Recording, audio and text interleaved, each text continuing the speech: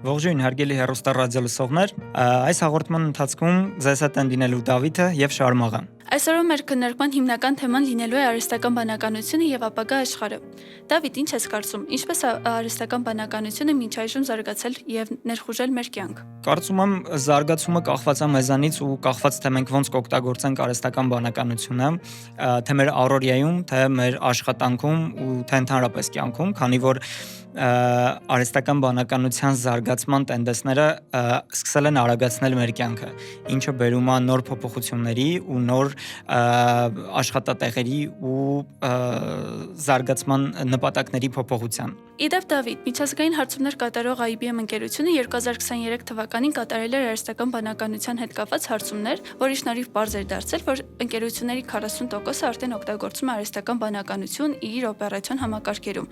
իսկ մյուս 40%-ը հիմնականում նախատեսում էր, որ պետք է հետագայում օգտագործի։ Ինչ ես կարծում, սա ինչ-որ չափով այն մասին խոսում է, որ արհեստական բանականությունը շուտով կփոխարինի մարդկային ներուժի։ Ներկայում ամենամեծ խնդիրը դա մասնագետների ոչ պատշաճ ներկայացվածությունն է։ Իրականում գործատուները փնտրում են այնպիսի մարդկանց, ովքեր որ չեն տրտնջում ու փորձում են խնդիրները արագ լուծել։ Հետևաբար արհեստական բանականությունը մեզ կարող է ավելի շատ օգնել, եթե իրան ճիշտ կիրառենք մեր աշխատանքում ու կյանքում։ Կարծում եմ նաև կրթության մեջ շատ մեծ դեր ունի արհեստական բանականության զարգացումը ու օգտագործումը, քանի որ դպրոցներում, շատ այլ կրթական հաստատություններում մարդկանց մեծ պրոգրես է տալիս ու հակիրճ կարող է ներկայացնել, թե մարդիկ ինչպես կարող են իրենց խնդիրները լուծել արհեստական բանականության միջոցով, հա։ Մենք արհեստական բանականություն ասելով առաջին հերթին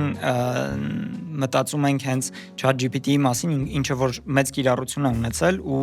հիմա կարելի ասել ճակերտների մեջ պատերազմի է գնում չինական DeepSeek-ի հետ։ Փորձերի արդյունքում արհեստական բանականության երկու մոդելները շատ հետաքրքիր վերլուծություններ են տվել, որի արդյունքում ավելի լավ իրեն դրսևորել է որոշ հատվածներում չինական DeepSeek-ը, բայց որոշ հատվածներում դեռ մնում լավագույնը հենց ChatGPT-ին։ Այսինքն այստեղ գալիս է մի հատ ուրիշ կոնֆլիկտ, երբ որ մենք պետք է հասկանանք, թե որ մոդելներով ավելի լավ կիրառության մեջ կօգտագործենք հենց գործիքակազմը։ Այսինքն մեզ անհրաժեշտ է նաև գործիքակազմի իմացություն ու շուկայի ադապտացիա։ Հասկանալի է, Դավիթ, իրականում դու նշեցիր հիմնականում այն օրինակները, որտեղ մենք կարող ենք գեներատիվ արհեստական բանականություն օգտագործել։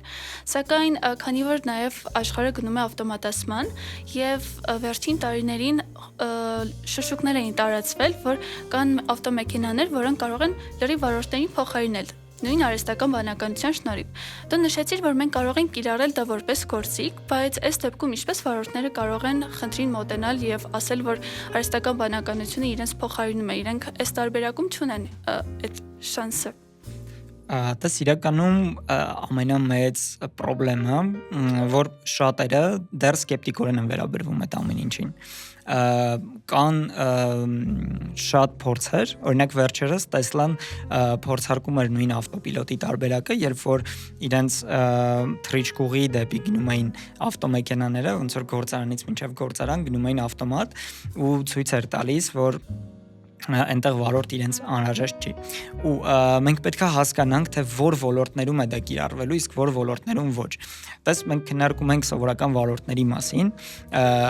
օրինակ հայաստանյան պայմաններում։ Այստեղ շատ բարդ ու երկար ճանապարհ է պետք անցնել հենց այդ ադապտացիայի համար, հա, որովհետև կա խնդիր փողոցների հետ, կա խնդիր քարտեզագրման հետ եւ այլն ու այդ ամեն ինչի մեջտեղում կան որոշ երկրներ ու կան որոշ մշակույթներ, որոնք որ դեռ չեն փոխարինվի։ Իսկ փոխարինումները կարելի է ուղղակիորեն մենք կապենք այն ամեն ինչի հետ, որ ոչ թե անհրաժեշտ է վախենալ, այլ անհրաժեշտ է փորձել գտնել լուծումներ, ինչպես համագործակցություն գտնենք հենց ավտոմեքենաների զարգացման տենդենսների հետ, վարորդների փոխակերպման հետ, որովհետև եթե կա արհեստական բանականությունով մեքենաներ, իրենց համար անհրաժեշտ են օպերատորներ։ Հետևաբար վարորդները կարող են փոխակերպել իրենց մասնագիտությունը դեպի օպերատորություն, ինչը որ օրինակ գնաց դեպի նույն դրոնների քննարկումների ժամանակ, չէ՞, հիմա մարդիկ սկսել են ավելի շատ օգտագործել դրոնները, բայց դա չստացվեց, որ այն գործառույթները, որոնք որ մարդու փոխարեն կատարում էր դրոնը, վերացվեց, այլ ուղղակի փոխարինվեց գործիքակազմը, ինչի արդյունքում մարդիկ կարող են ուղղակիորեն գործիքակազմի փոխարինմանը ադապտանալ ու փորձել զարգացնել իրենց։ Այժմ քննարկենք թեմա, որը որ մեր առօրյայում շատ կարևոր դեր ունի։ Փորձենք հասկանալ կարևորից կարևոր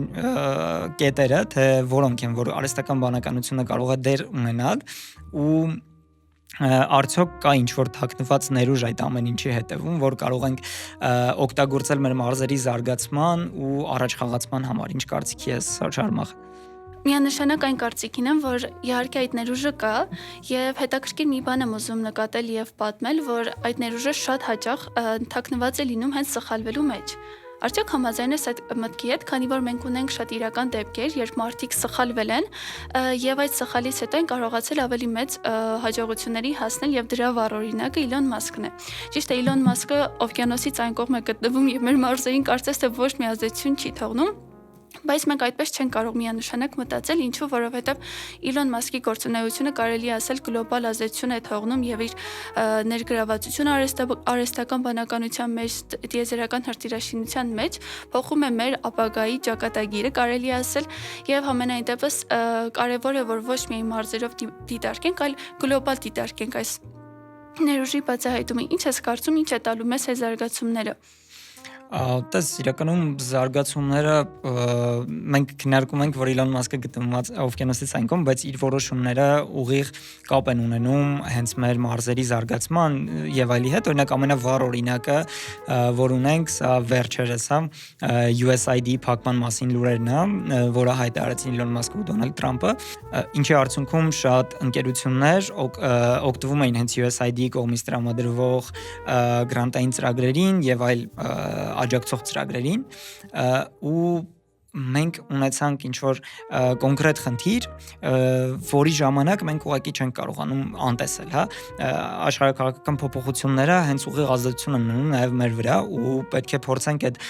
աշխարհաքաղաքական փոփոխությունների արդյունքում մենք գտնենք, թե ինչ գործողությունների պլան է մեզ անհրաժեշտ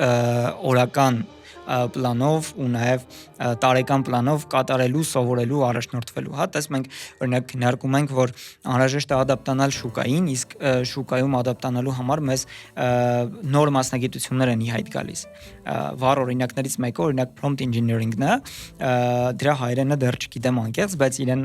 միջազգային հենց այդպես են կոչում, դա շփումն է հենց արհեստական բանականության հետ։ Պատկերացրու այդ նույն սխալի հետ, եթե օրինակներ տանենք, մարդիկ շատ ժամանակ սխալներ են գործում ու երբ դու այդ սխալները կարողանում ես ուղղել արհեստական բանականության շփման հետ ընթացքում,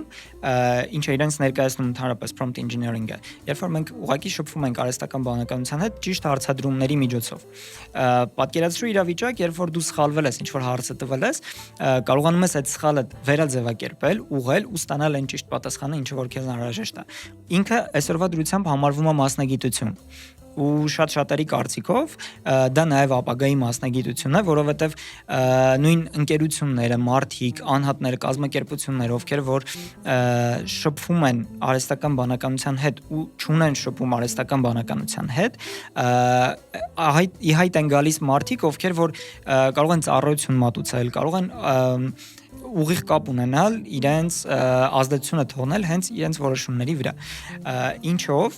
հիմնավորեմ նրանով, որ օրինակ ինչ-որ մի կազմակերպություն, որը որ փորձում է թվայնացնել իր բիզնեսը ու թվայնացնել իր աշխատանքները, իրեն անհրաժեշտ է գալիս մարդ, ով որ կարողանում է օգտվել հենց արհեստական բանականության գործիքակազմից։ Ու այստեղ հենց առաջ է գալիս prompt engineering-ի գաղափարը ու մասնագետը, որը որ իդեպ վերջերս ուսումնասիրում է շուկան, բավականին ինքը բարձր վարձատրվող մասնագիտություն է։ Ինչպես որ նշեցիր, որ USAID-ն է փակվում, բայց ցավալիորեն մեր համայնքներում, մարզերում եւ առհասարակ Հայաստանում շատ հասարակական կազմակերպություններ, որոնք հիմնականում զբաղվում են սոցիալական կոմպոնենտով գործունեությամբ կամ երիտասարդական ծրագրեր են իրականացնում, հիմնականում դադարեցնելու են իրենց գործունեությունը, սակայն շատերը արդեն բավականին հաջողություններ են գրանցել, արդյունքներ են ցուցաբերել։ Այս դեպքում կառավարության կողմից ինչ որ աջակցություն պետք է նախատեսվի տվյալ կազմակերպություններին կամ ինչպես ես կարծում, արդյոք սա չի ազդի մեր տնտեսության վրա նաև։ Հենց ամենամեծ խնդիրը այն է, որ մենք փորձելու ենք ամեն ինչ թողնենք մենակ պետության վրա ու փորձելու ենք ամեն ինչ թողնենք ուրիշների վրա, ինչը որ մեր ամենամեծ սխալներից մեկն է։ Պետք է ուղղակի մենք փորձենք հենց մեր վրա մեր ուժերը դնենք, տես օրինակ փակվում են լիքը կազմակերպություններ, որոնք որ իրենց հետևից թողնելու են ինչ որ արդյունք, որը արդեն արվել է։ Պատկերացրու ինչ որ գրանտային ծրագրով կամ ինչ որ ծրագրով մարզում ստեղծվել է աշխատատեղ։ Մենք պետք է փորձենք այդ աշխատատեղի զարգացման մասին մտածենք ու նույն տեխնոլոգիական տենդենսները, տեխնոլոգիական զարգացումը, գործիքակազմը մեզ շատ աջակցելու է հենց այդ հարցում, որովհետև տեխնիկական գործիքակազմի շնորհիվ մենք կարող ենք պահել ու շարունակական առաջ տանել այդ ամեն ինչը ու չմնանք այն շրջանակում, որտեղ որ ասվում է, գիտես, ավելի լավ է մենք ծրագիրը վերջացրեցինք, այլ ոչ մի բան չանենք։ Սա ամենամեծ հուզող հարցերից մեկն է այսօր ու շատերը հենց այդ նույն հուզող հարցերի շրջանակում չեն էլ ուզում ինչ-որ ուսումնասիրություններ անել ու ուշադրություն չեն դարձնում, ինչը շատ կարևոր է ցանկացած մարզում ծրագրի, բիզնես գործունեության, անհատի զարգացման հարցում։ Այսինքն մենք չենք փորձում մեր անհատական եսին նայել ու հասկանալ ինչպես է այդ ամեն ինչը շրջապատի ազդում մեր վրա, այլ մենք փորձում ենք միշտ մեղքը գցենք ուրիշների վրա, մեղավոր է սա, մեղավոր է պետությունը, մեղավոր է ուրիշ կազմակերպություն գործատում, բայց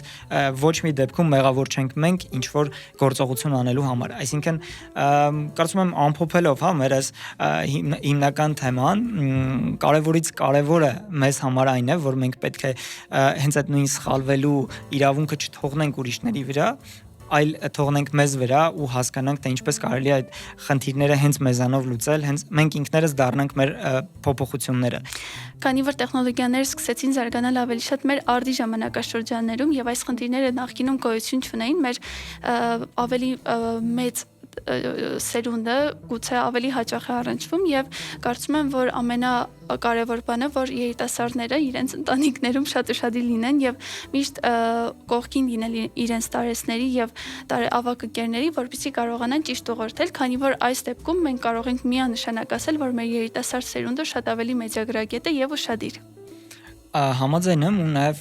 ինչու հենց բերեցի մարզերի հետ կապը, որովհետև մենք այստեղ ունենք ապակենտրոնացման մեծ խնդիր։ Ամեն ինչ կենտրոնացված է Երևանում, իսկ մարզերում շատ քիչ է այդ ամեն ինչը տարածվում։ Մանավանդ հեռավոր գյուղերում մենք պետք է փորձենք հենց մարզերի զարգացումը սկսենք, բերենք դեպի Երևան, այլ ոչ հակառակը, այս պարագայում մեզ մոտ գնում է մենակ զարգացում Երևանում, ամեն ինչ կենտրոնացված է նույն կենտրոնում ու վերջ, որովհետև Հայաստանի ապագան ու Հայաստանը ընդհանրապես ոչ միայն սահմանափակվում է Երևանով, այլ իր մարզերով, գյուղերով, հենց նույն սահմանամերձ գյուղերով, որոնք շատ կարևոր ու ամենակարևոր դերն են զբաղեցնում մեր թե անվտանգության, թե պաշտպանության, թե մեր առօրյայի ու ամեն ինչի մեջ, Դրա համար պետք է փորձենք նաև գիտելիքների ու մասնագիտական փորձի տեղափոխում անենք դեպի մարզեր ու գյուղեր։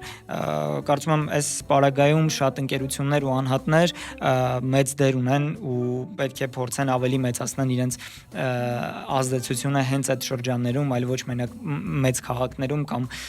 Երևանի կենտրոնում։ Միանշանակ Դավիթ, ու եթե անդրադարձ կատարենք այսօրվա մեր թողարկմանը, կկարողանանք առանձնացնել մի քանի կարևոր կետեր, որ արհեստական բանականությունը զարգանում է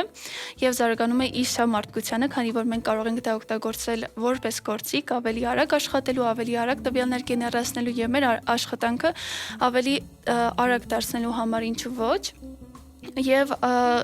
շատ հետաքրքիր կապ ստեղծվեց մարզերի հետ, մարզերի ներուժի, սխալվելու ներուժի հետ